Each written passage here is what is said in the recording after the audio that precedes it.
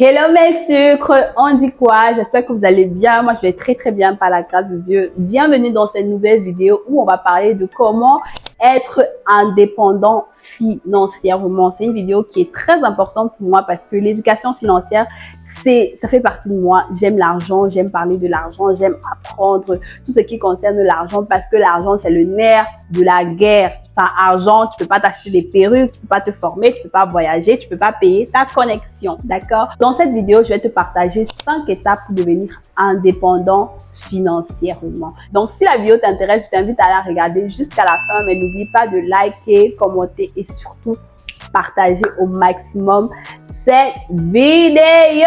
Let's go! La première étape pour être indépendant financièrement, c'est s'éduquer financièrement. Genre, c'est la première étape et surtout la plus importante. Je pense que c'est pour ça que vous avez cliqué sur cette vidéo parce que vous souhaitez vous former sur l'éducation financière et c'est la base.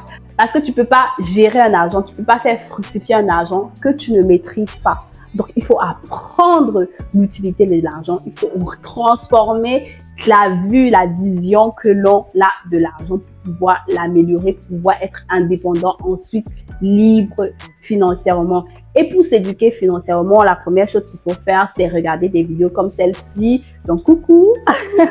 Ensuite, lire des livres, lire des bilans financiers, suivre les biographies des personnes qui, selon toi, t'inspirent financièrement pour voir leurs stratégies, leurs habitudes. C'est très important. En tout cas, c'est ce que moi, j'ai fait pendant très longtemps et que je continue de faire. Je vais te mettre en description quelques auteurs qui m'ont beaucoup aidé quand je m'éduquais financièrement, quelques vidéos aussi que j'ai regardées qui m'ont beaucoup aidé quand je m'éduquais financièrement. Deuxième chose à faire, il faut apprendre à te priver. Genre, c'est la chose qui est la plus difficile, mais la plus cruciale quand tu entres vraiment dans la pratique pour être indépendant financièrement. On est dans une ère des réseaux sociaux où on ne sait plus attendre. On voit quelque chose sur Instagram, sur Facebook, bam, on veut acheter. Est-ce que c'est nécessaire? Est-ce que c'est important? Est-ce que c'est utile?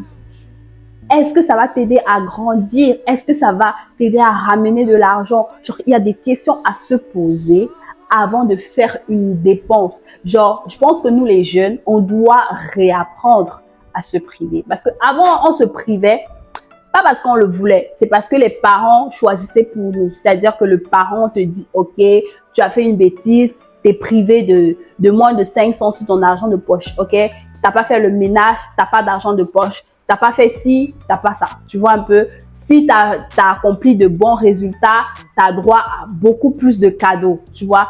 Mais quand tu es adulte, il y a personne qui va te priver. Il y a personne qui va te dire, faut garder ça, n'achète pas ça. C'est toi et toi, c'est tes responsabilités. Ou tu vas te dire que ouais. Et si tu n'as pas la maîtrise de toi-même, la discipline, la privation, tu vas jamais atteindre l'indépendance financière. Ça, c'est clair. That's our period. Tu vois un peu. Donc, moi, ce que je fais avant de faire un achat, OK, je me pose 3 questions. 3 questions. Première question, je me demande, est-ce que dans 2 semaines, j'aurai toujours envie de ça? Peut-être c'est sur le coup que j'ai vu ce joli bracelet et j'ai eu envie d'acheter. Mais est-ce que dans 2 semaines, j'aurai envie de ça? Sois honnête avec toi-même. Deuxième question, est-ce que je peux acheter cette chose au moins 4 fois? Genre, on se pose pas assez cette question. Est-ce que je peux m'acheter le nouvel iPhone 15 qui me plaît, qui me turlupine 4 fois? Non. Si j'achète l'iPhone 15, mon argent est fini. Donc, je ne peux pas. C'est hors budget. Ce n'est même pas, ça n'entre même pas dans mon style de vie, tu vois un peu. Donc, c'est important de se poser cette question et d'être honnête envers soi-même. Maintenant, je sais que la question est facile à répondre quand ce sont des choses comme les vêtements, les produits pour les cheveux et tout ça.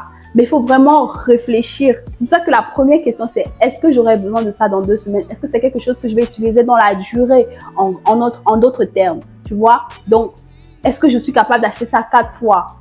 Si je ne suis pas capable d'acheter ça 4 fois, Non. Et la troisième question qu'il faut se poser, c'est est-ce que ça va me rapporter de l'argent? Parce qu'on parle d'indépendance financière. Indépendance financière veut dire que tu ne dépends de personne. Tu ne dépends pas de ton salaire. Tu ne dépends pas de ton business. Tu ne dépends de rien. Toi et toi seul, tu as atteint une certaine source d'économie que tu peux te permettre de plus travailler et juste essayer de rester, de faire le maintien, de fructifier pour atteindre la liberté. C'est ça l'indépendance, en tout cas selon moi. Donc du coup, est-ce que ça me rapporte de l'argent? Parce que quand tu veux être indépendant financièrement, il faut voir plus loin que ça. Il faut voir ce qui entre, pas voir ce qui sort. Si ça sort pour sortir, c'est pas bon.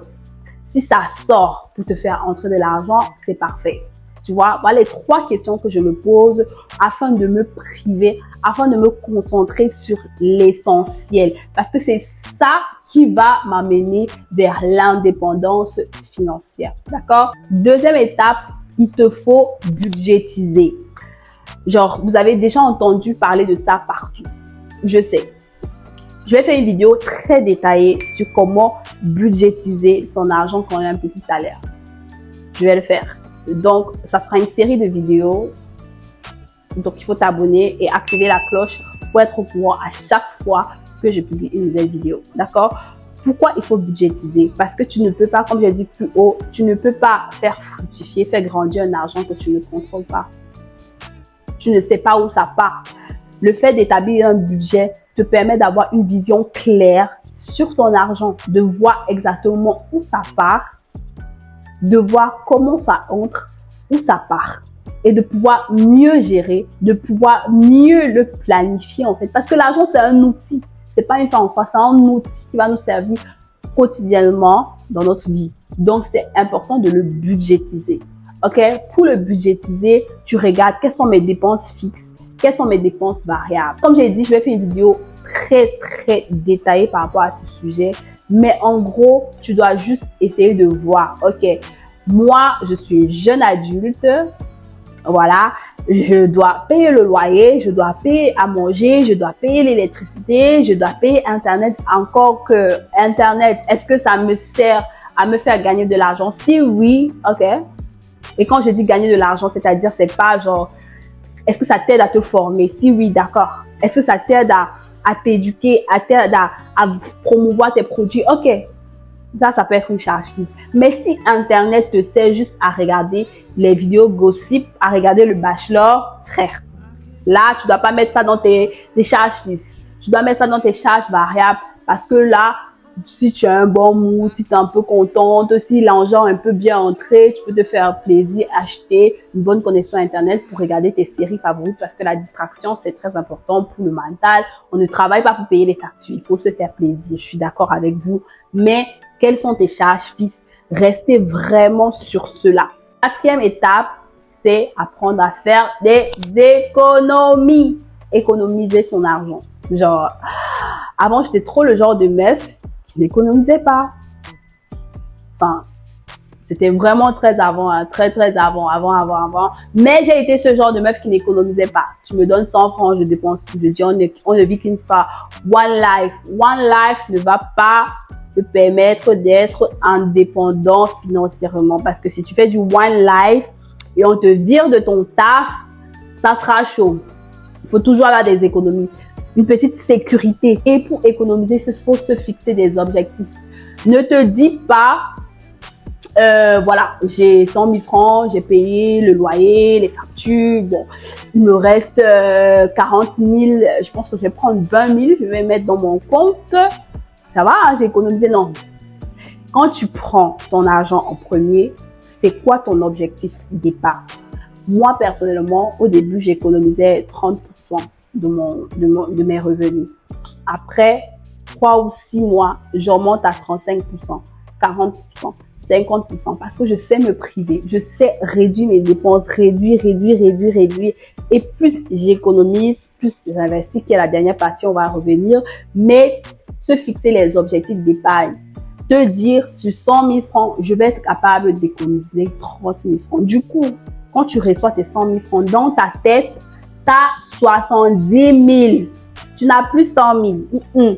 dans ta tête, moi c'est comme ça que je fais. Genre, moi je suis le genre de personne, mes amis vont venir témoigner en commentaire, mais tu me donnes, quand je dis l'argent, si c'est l'argent pour économiser. Je dis même s'il y a un tremblement de terre, même s'il y a même si, je sais pas, je ne sors pas cet argent parce que l'argent là est pour un but, c'est pour un objectif précis. Soit c'est pour investir, soit c'est pour faire autre chose. Tu vois? Donc, économise et reste focalisé sur ça.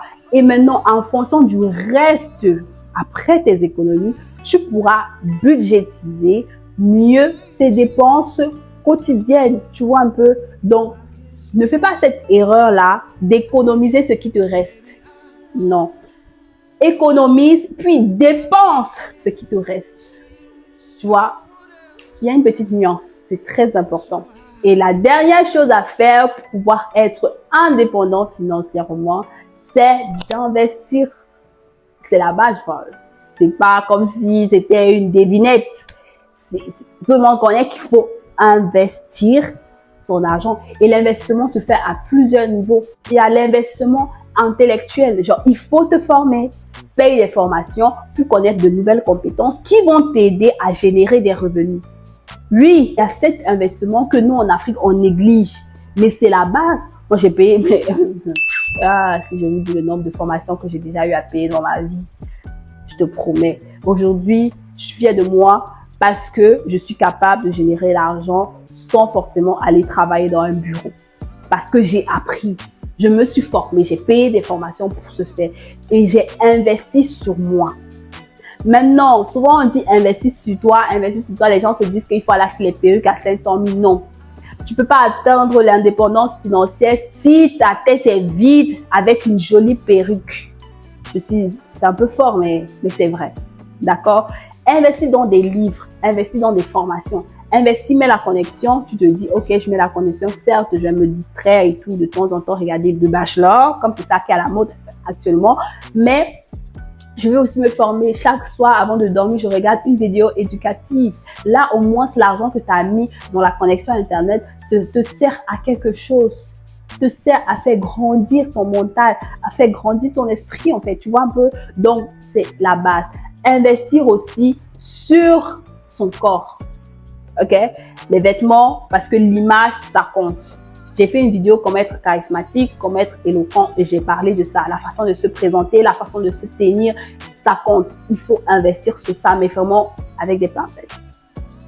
Vraiment faire attention. Je fais des vidéos aussi comment être fraîche à petit prix, sentir bon à petit prix, s'habiller à petit prix. Donc, go check my channel, go check on my channel. Va regarder sur ma chaîne et tu verras plein de vidéos sympathiques. Si c'est la première fois que tu tombes sur moi en tout cas.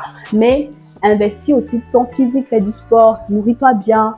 C'est la base parce que notre corps, on va le vivre avec ça pendant très longtemps. Donc, c'est important d'en prendre soin. OK? Et surtout, de faire attention. J'ai pas dit aller acheter des sacs Gucci. Rester dans des classiques. J'ai fait une vidéo sur les indispensables, les basiques à avoir dans ta garde-robe à petit prix. Donc, c'est pour te dire que tu peux bien t'habiller, mais à petit prix. Tu vois? Et le plus important, investir sur ton argent. L'argent, c'est un outil. Ce n'est pas une finalité. C'est pas parce qu'aujourd'hui, tu as 100 000, 1 million dans ton compte en banque, tu te dis, voilà, one life. Parce que plus tu avances, plus les choses deviennent chères, plus c'est chaud. Donc, du coup, il faut apprendre à diversifier ses sources de revenus. De voir que, ok, je vends ici, là, au moins 500 entre ici, 500 entre ici, 500 entre ici, plus mon salaire, c'est parfait. Sortir de sa zone de confort, prendre des risques, s'éduquer, comme j'ai dit, il faut s'éduquer financièrement parce que quand tu t'éduques, tu peux savoir exactement où est-ce que tu peux investir ton argent et où est-ce que tu ne peux pas investir ton argent. C'est pour ça que c'était vraiment la première étape qui est primordiale pour aller vers l'indépendance financière. D'accord? Donc moi, en gros, si tu es une jeune qui vient d'entrer dans le monde d'adulte, la première chose que moi je vais te conseiller, c'est de te former financièrement, de chercher un travail qui va te rapporter une source de revenus. Ne te dis pas, je reste à la maison, non. Cherche un travail qui va te rapporter une source de revenus et qui va te préparer dans le monde, le vrai monde. Parce que cherche un travail, apprends à te priver, fais des économies, budgétise ton argent. En gros. Donc, c'est ça. Donc, c'était tout pour aujourd'hui. J'espère que cette petite vidéo vous aura plu. N'hésitez pas à liker, commenter et surtout partager au maximum cette vidéo. Si vous avez d'autres astuces sur comment atteindre l'indépendance financière, mettez ça en commentaire. Mais tout au long de cette série de vidéos, je vais entrer vraiment dans les détails par rapport à chaque catégorie. Et comme ça, ensemble, on pourra grandir financièrement et on pourra toucher la liberté financière. Donc, je te fais plein de bisous et on se dit à très bientôt pour une prochaine vidéo. Bisous!